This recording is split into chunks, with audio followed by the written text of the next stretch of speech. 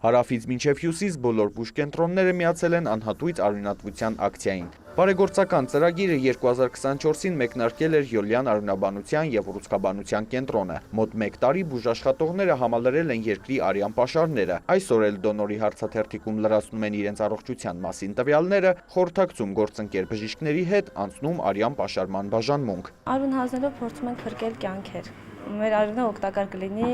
բալիկների, մեծահասակների, դրանով կարող եք օգնել։ Ուրախ եմ, որ ինչ-որ մեկի օգնած կլինեմ։ Տարեվերջին կենտրոնն ամփոփում է ծրագրի արդյունքները, շնորհակալություն հայտնում գործընկերներին։ Բարեգործական արշավին միացել է 19 բուժհաստատություն Երևանից և մարզերից։ Հիվանդանոցում արյունատվություն կազմակերպելը զուտ գաղափարական ակցիա չէ։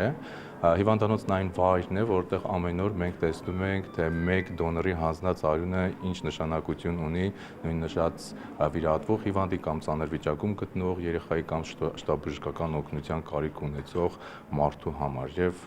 այս արյունատվական ակցիաների գլխավոր նպատակը միայն տվյալ օրվա արյուն հավաքելը չէ։ Դոնորական արյունը 1 հոգու կողմից 3 հոգու կյանք փրկելու համար է եւ մեր նպատակն է նաեւ մշակույթ փոխել, որ ամեն մարդ իր համար ուղենիշ վերցնի, որ տարին 1 անգամ գոնե առնվազն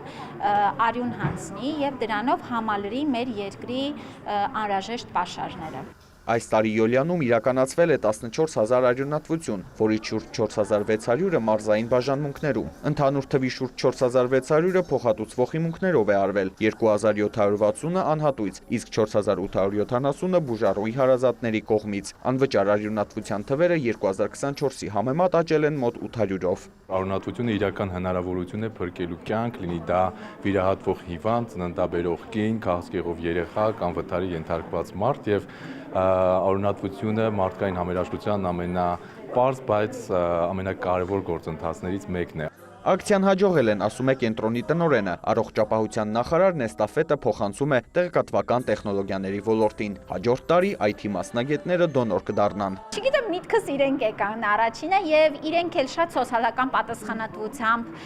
կարծում եմ ոլորտ են, երիտասարդներով համալրված